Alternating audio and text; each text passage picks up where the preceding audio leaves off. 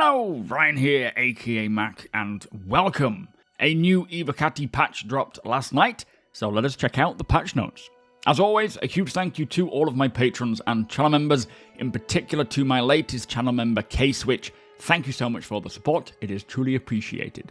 So, testing focus for the 317.2C patch now includes a few bit of extra logging for crashes and player network syncing to track down any other issues with the on-foot client networking update. So further addressing the on-foot desync, which is definitely good news. Now the build also has some underlying physics changes to help with hit registration during ship combat, and it does say that this is highly experimental and they are looking for all the feedback that they can get on this. Now, I think Yogi Klatt, one of the developers at CIG, did mention that they will likely keep these early tests for this new underlying physics changes with the Evocati to gather the first round of feedback, with plans to then release this around likely 3.18, as it will give QA enough time to dig into all the possible scenarios surrounding collision detection. So great that they are addressing and trying to fix these hit registration issues. I've heard a lot of people have problems with this, but they are aware that this is going to take some time.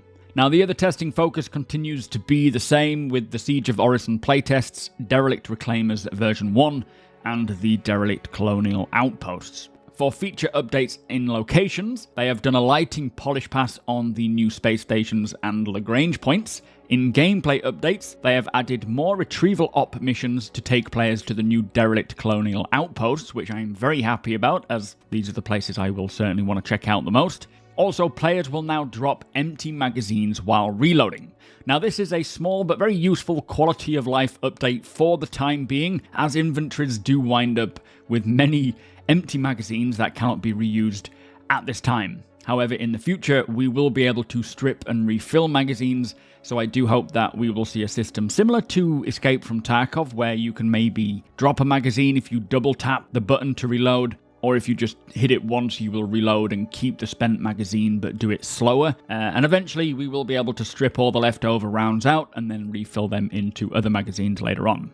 Now, in ships and vehicles, we have a few quality of life updates for the Mustang Alpha. Firstly, they have made changes to the cargo grid to add a new 4 SEU cargo box with animated doors, so that they can open and hold loose cargo, as well as greatly increased the cargo bay health. Now, this is actually a massive change for any Mustang owners. As I can relate with my YouTube Zero to Hero series, now Mustang owners can actually use the ship to transport boxes for basic cargo missions, so a great update there. And finally, for the ships and vehicles, the Origin AD5X has extended the length and softened the shocks of its landing gear.